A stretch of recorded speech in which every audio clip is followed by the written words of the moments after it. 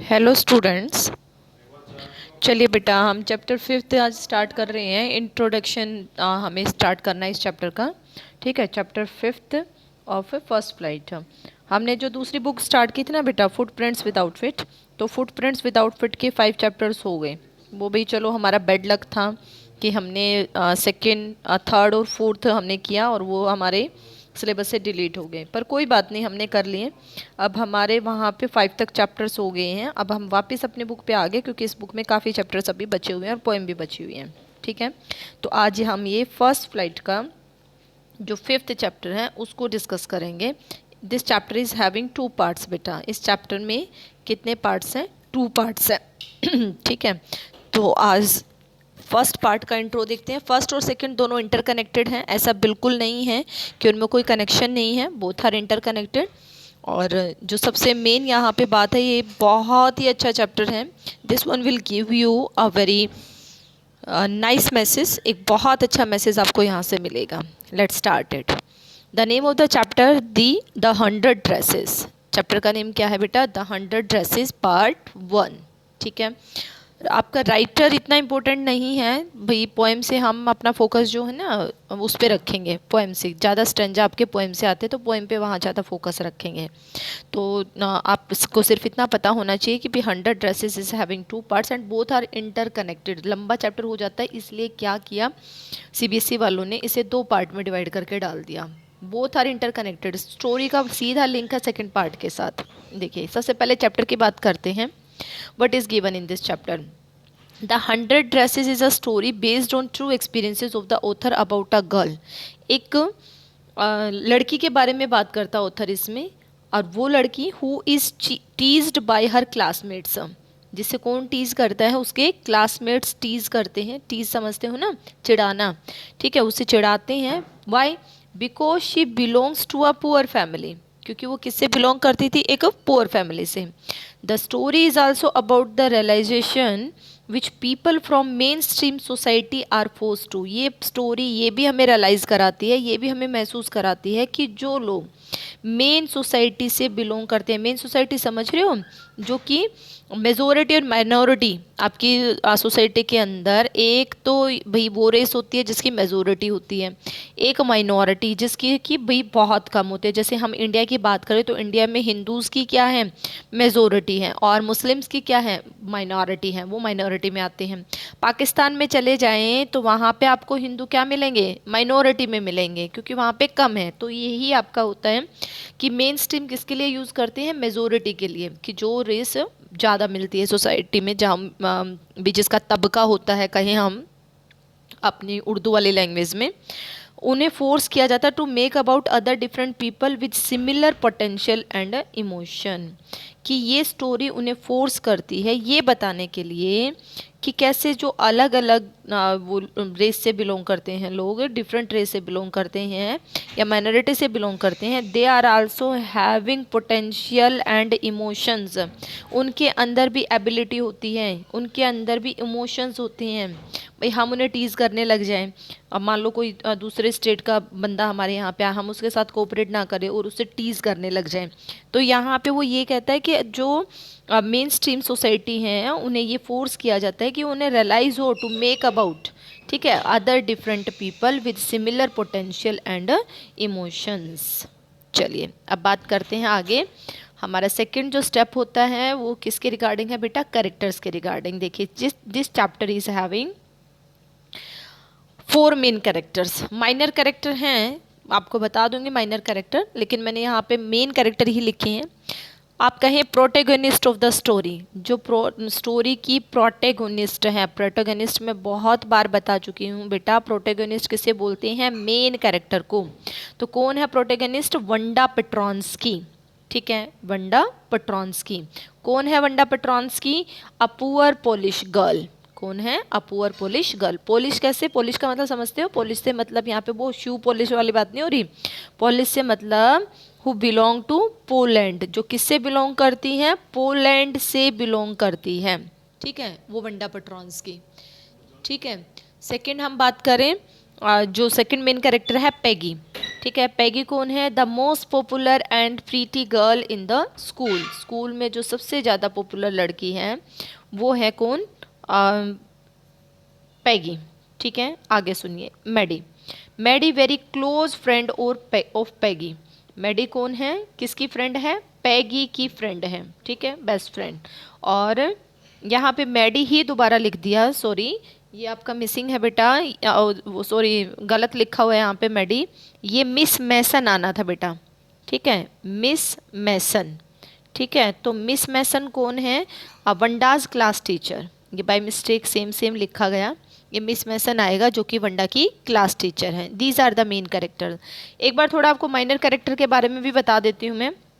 Minor character में आपका वंडाज father, ठीक है, जो कि एक्टिव नहीं है स्टोरी के अंदर लेकिन एक बहुत बड़ा रोल प्ले करते हैं। कौन? वंडाज फादर। ठीक है, और इसके बाद माइनर में इसका वंडा का ब्रदर भी है थोड़ा सा लेकिन उसके रिगार्डिंग भी कोई ज़्यादा डिस्क्रिप्शन नहीं है। एक जैक बैगल्स आता है, वो जो स्टोरी पढ़ेंगे तब आ जाएगा, इन सब के बारे में सामने आ जाएगा। सब जो ज़्यादा एक्टिव कैरेक्टर हैं वो ये चार ही हैं। ये I told you this one, Maddie is here, miss Mason would be return. What is miss Mason? ये करेक्ट कर लेना बेटा। Now I am writing here, देखो मैं यहाँ पे लिख रही हूँ मिस और मैसन। क्लियर? चलिए आगे सुनिए। What is the theme of the story? देखिए थीम की बात करें तो स्टोरी का थीम क्या है? This story is about teasing Wanda. पूरी story, I told you this is the main character. ठीक है, तो ये स्टोरी उसकी टीजिंग के रिगार्डिंग है। हु टीजेस, थोड़ा आइडिया आपको हो ही गया होगा क्योंकि उसने कहा ना मेन स्ट्रीम को रियलाइज होना चाहिए कि other people are also having emotions, ठीक है, एंड टैलेंट ऑल्सो। तो यहाँ पे मेन स्ट्रीम में आपको लग ही रहा होगा कौन होगी? पैगी। ठीक है, it also borders on ragging and racism. School का इंसिडेंट है भाई, किसी भी एजुकेशनल इंस्टीट्यूट से जब रिलेटेड होता है तो वो रैगिंग कंसीडर किया जाता है जब किसी को टीज करते हैं। ठीक है, तो यहाँ पे ये इट आल्सो बॉर्डर्स ऑन मतलब यहाँ पे क्रिटिसाइजेज है, किनारे लगाना। ठीक है, ये किनारे लगाना चाहती है, किसको किनारे पे लगाना चाहती हैं? रैगिंग को ख़त्म करना चाहती है, रेसिज्म पे। ठीक है, यहाँ पे अटैक्स भी कह सकते हैं, बॉर्डर्स को आप क्या कह सकते हैं, बॉर्डर पे क्या होता है? अटैक होता है ना, तो it attacks on ragging and racism indirectly. अगर हम रियल में देखें तो ये चैप्टर किस पे अटैक कर रहा है? रैगिंग और रेसिज्म पे अटैक कर रहा है कि जो रैगिंग है वो गलत है स्कूल में, और जो रेसिज्म सोसाइटी के अंदर देखा जाता है that also hurt the feelings of a other person, जो दूसरी सोसाइटी जिसको कि टीज किया जाता है या जिसके साथ जो है वो माइनॉरिटी वाला बिहेव किया जाता है, मिसबिहेव किया जाता है, they are also having feelings and they suffer a lot because of this. बहुत ज़्यादा वो क्या करते हैं? सफ़र करते हैं। चलिए अब आ जाते हैं मैसेज। में हमेशा आपको कहती हूँ जहाँ से थीम निकला वहीं से मैसेज। ठीक है भाई, ये चीज़ें क्या हैं? गलत है ना, रैगिंग और racism, these are wrong. So what we must do, हमें क्या करना चाहिए? We must give respect to one another. हम एक दूसरे को क्या देनी चाहिए? रिस्पेक्ट देनी चाहिए।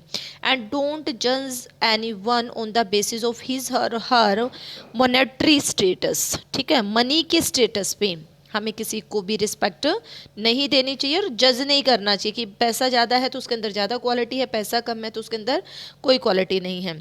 और फिजिकल कलर जैसे भी कोई ज़्यादा ब्यूटीफुल है, ज़्यादा सुंदर है तो उसे ज़्यादा रिस्पेक्ट दें। We must not do this, हमें ऐसा नहीं करना चाहिए। And let us all be encouraging, message देता है भी चलो सारे मिल जाएं। ठीक है, अनक्रेज करें ह्यूमन बींग्स को। ठीक है, encouraging human beings for what? Helping and lifting other human being, कि एक ह्यूमन बींग दूसरे ह्यूमन बींग को ऊपर उठने में मदद करे। ठीक है, या जो मतलब माइनॉरिटी है ना, माइनॉरिटी की हेल्प करे। कौन करे? रिच करे, मेजोरिटी करे। कहाँ जाने के लिए? ऊपर जाने के लिए। ठीक है, तो ये भी यहाँ पे मैसेज निकलता है। सारे सबका कनेक्शन वंडा पेट्रोन्स्की से है। देखो हम बात करें रैगिंग किसकी की गई? वंडा पेट्रोन्स्की की गई। रेसिज्म किसको फेस करना पड़ा? वंडा पेट्रोन्स्की को फेस करना पड़ा। ठीक है, मैसेज भी उसी से निकला। ठीक है, कि हमारा रैगिंग नहीं होनी चाहिए, रेसिज्म नहीं होना चाहिए, मतलब हमें क्या देनी चाहिए? रिस्पेक्ट देनी चाहिए। ठीक है, और एक अनकरेज करे दूसरे ह्यूमन बींग को कि वो एक दूसरे की क्या करें? हेल्प करें। So easy.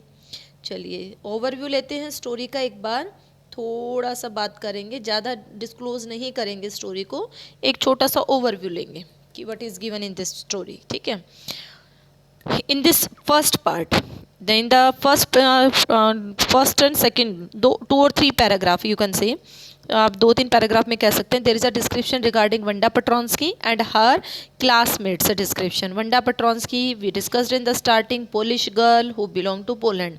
Her classmates Peggy and Maddie. Main description किसके रिगार्डिंग है? पैगी और मेडी के रिगार्डिंग। ठीक है, पैगी और मेडी के हम शॉर्ट में बात कर चुके हैं।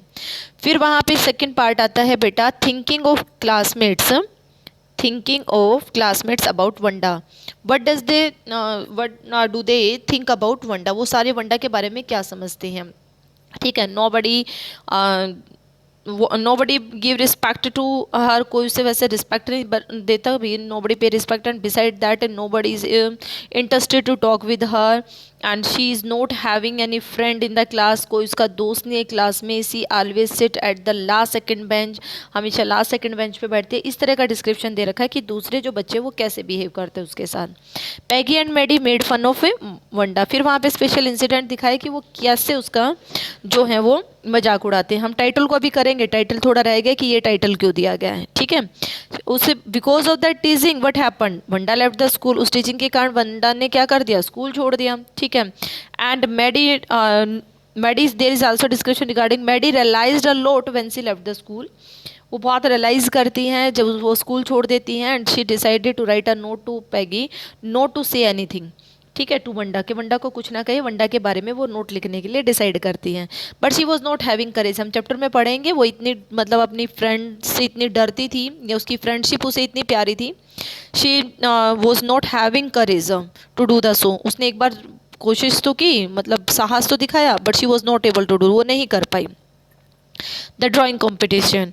ठीक है, वहाँ पे फिर क्या होता है? ड्राइंग कॉम्पिटिशन होता है, और ड्राइंग कॉम्पिटिशन में जो वंडा है वो देखो, हमने अगर आपको याद हो, मैंने ऊपर एक बात किया आपको बताई थी, जो थीम में था कि भी जो माइनर होते हैं उनके अंदर भी पोटेंशियल होता है, ये नहीं कि माइनॉरिटी है उनके अंदर कोई क्वालिटी नहीं है, कोई क्रिएटिविटी नहीं है।